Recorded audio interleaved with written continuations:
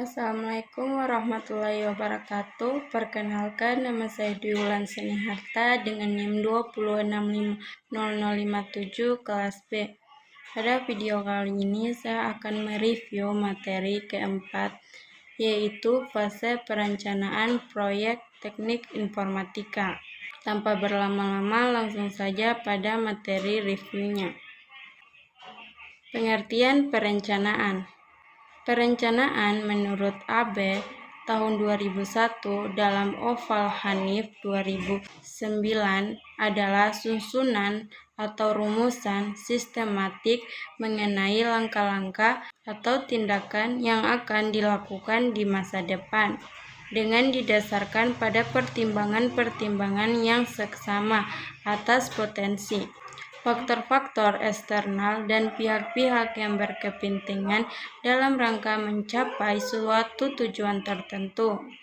Perencanaan juga diartikan sebagai suatu proses pengambilan keputusan yang berdasarkan fakta mengenai kegiatan-kegiatan yang harus dilakukan demi tercapainya tujuan yang diharapkan atau yang dihendaki. Pentingnya proses perencanaan proyek. Sebelum memulai proyek apapun, ada tahapan perencanaan, yaitu proses penentuan, cakupan, jadwal waktu, sumber daya, dan semua yang harus Anda ketahui agar proyek tersebut menjadi sukses. Meski sebagian proyek mungkin dilakukan dalam tahapan-tahapan singkat dan cepat, perencanaan pekerjaan besar jangka panjang akan mengetahui betapa pentingnya proses perencanaan tersebut. Oleh karena itu, ini seringkali menjadi bagian dari pekerjaan manajer proyek senior dan mereka yang berperan dalam pengambilan keputusan dari sebuah organisasi. Tetapi pendekatan seperti ini tidak bisa bertahan lama. Fungsi perencanaan proyek. 1. Sarana komunikasi bagi seluruh pihak terkait. 2. Merupakan dasar dalam pengalokasian sumber daya. 3. Merupakan tolak ukur di dalam pengendalian. Tahapan perencanaan proyek. Ada beberapa tahapan dalam perencanaan proyek, yaitu ada 6. Yang pertama yaitu penempatan tujuan. Maksudnya yaitu untuk menentukan pelaksanaan proyek yang diinginkan serta waktu, biaya, dan performasi yang ditargetkan. Urutan kedua yaitu urutan kerja, yaitu seluruh urutan dan deskripsi pekerjaan yang perlu dilakukan untuk mencapai tujuan proyek. Yang ketiga yaitu perancangan organisasi proyek, yaitu menentukan departemen, subkontraktor, manajer proyek. Keempat yaitu jadwal kegiatan, yaitu waktu pelaksanaan setiap aktivitas, batas selesai, dan milestone. Kelima yaitu rencana, anggaran, dan sumber daya, jumlah anggaran dan sumber daya yang dibutuhkan. Keenam yaitu ramalan performansi penyelesaian proyek, yaitu maksudnya pada tahapan ini performasi yang diharapkan dalam penyelesaian proyek.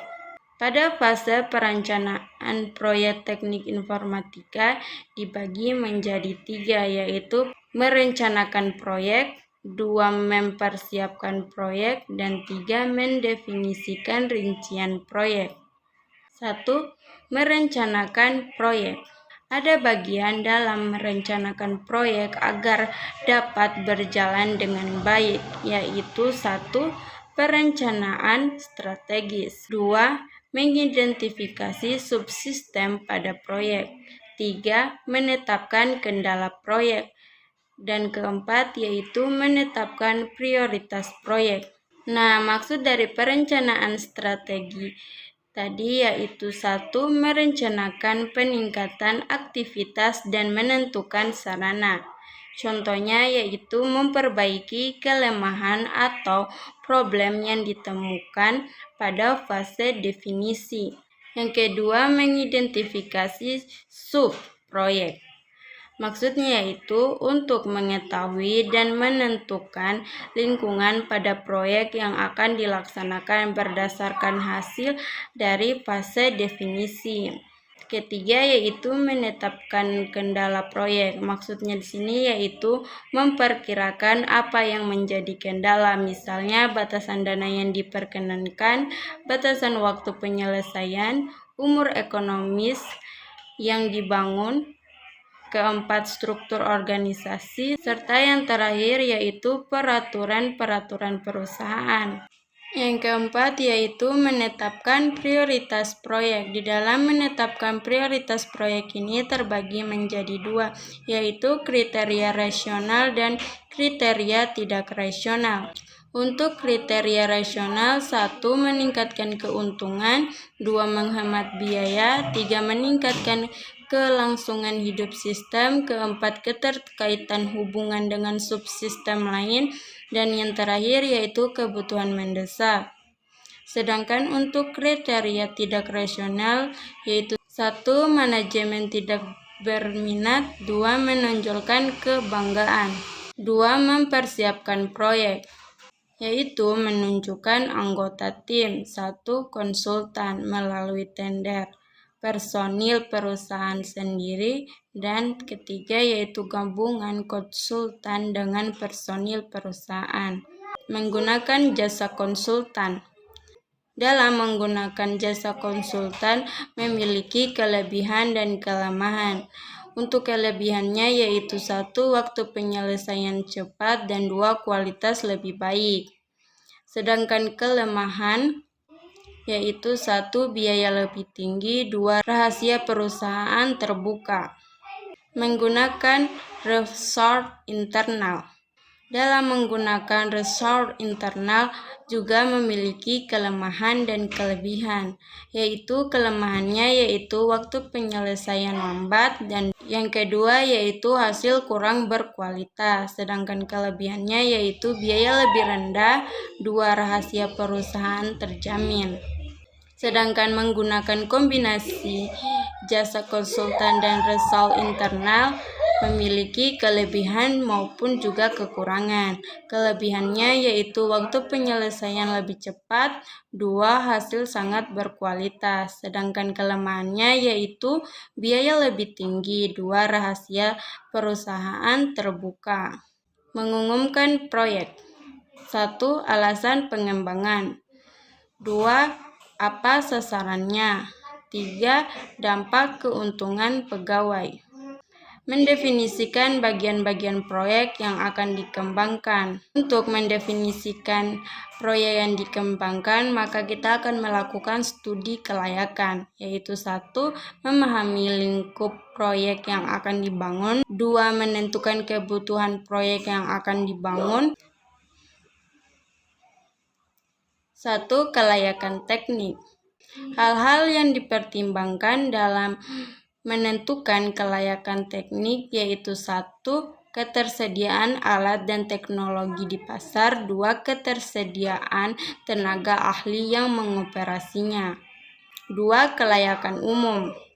Hal-hal yang dipertimbangkan dalam menentukan kelayakan hukum yaitu 1. Prosedur yang digunakan pada sistem, 2. Teknologi jaringan yang digunakan, 3. Untuk kelayakan operasi. Hal-hal yang dipertimbangkan dalam menentukan kelayakan operasi 1. Kemampuan personil, 2. Kemampuan operasional sistem, 3. Kemampuan pengendalian efisien dari sistem. Keempat yaitu kelayakan jadwal. Hal-hal yang harus dipertimbangkan dalam menentukan kelayakan jadwal yaitu 1. Memanfaatkan waktu dengan efisien, 2. Perhitungan pembuatan jadwal harus sesuai kemampuan sumber daya manusia, 3. Alat bantu yang dapat digunakan yaitu PERT, Program Evaluation and Review Technique, GET, Microsoft Project, Work Breakdown Structure atau WBS, Matrix tanggung jawab, serta jaringan kerja. Yang kelima yaitu kelayakan ekonomi. Hal-hal yang harus dipertimbangkan dalam kelayakan ekonomi yaitu besarnya data yang diperlukan. 2 yaitu manfaat yang diperboleh bila dibandingkan dengan biaya pengembangan. Peralatan dan teknik dalam perencanaan manajemen proyek. PERT chart adalah model jaringan grafis yang menggambarkan tugas-tugas proyek dan hubungan antara tugas-tugas tersebut. Gantt chart adalah bagan batang horizontal sederhana yang mengembangkan tugas-tugas proyek berdasarkan kalender. Tiap batang diberi nama untuk mewakili setiap tugas proyek. Tugas-tugas tersebut didaftar secara vertikal pada kolom kiri. Pusat horizontal adalah garis waktu kalender. Berikut adalah gambaran dari PERT chart. Selanjutnya, berikut adalah gambaran dari Gantt chart. Berikut ini adalah gambaran Microsoft Project Gantt chart. Dan berikut ini adalah gambaran Microsoft Project PERT chart. Dan berikut ini adalah contoh dari WBS atau pendekatan. Baiklah, itu saja yang dapat saya sampaikan mengenai review materi ini. Apabila ada salah kata, mohon dimaafkan. Saya akhiri dengan ucapan billahi taufiq wal hidayah. Wassalamualaikum warahmatullahi wabarakatuh.